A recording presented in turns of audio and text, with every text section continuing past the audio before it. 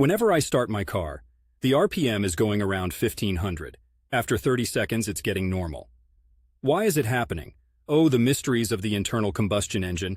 They've confounded many a driver since Carl Benz decided to put the horse out to pasture. But this little phenomenon you're experiencing is no mystery at all. Let's talk about what's going on under that hood. When you start your car, the engine is cold. It's been sitting there, all lonesome, without the movement and friction that generally keeps it operating at its optimal temperature.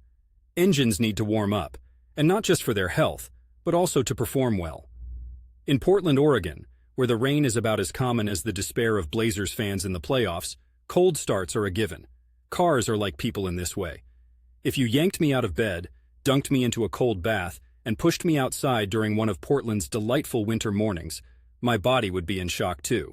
Just for a little while, I would need to warm up before getting on with the day, thankfully with fewer emissions. Your car's engine control unit, ECU, which is the brains of the operation, detects the cold start and says, "Hey, this engine is as chilly as the reception I got at my last high school reunion." So it temporarily raises the revolutions per minute, RPM. Why?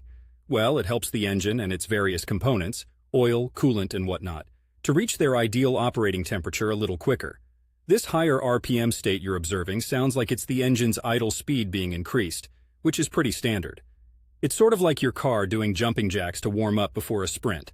After about 30 seconds, or sometimes a bit longer when it's as cold as the business end of an ice cream scoop, the ECU says, "All right, team, we're warm. Let's ease off on those RPMs." And then it drops to what we call a normal idle speed. If your car is still behaving like a rebellious teen and doesn't settle down after 30 seconds or so, or if the RPM doesn't drop, then you might have a problem. In that case, it could be anything from a vacuum leak, a dirty throttle body, a faulty idle air control valve, and believe me, the list goes on longer than the list of excuses people make for not going to the gym. For now, though, your car sounds perfectly normal, just doing its warm-up routine in the brisk morning air.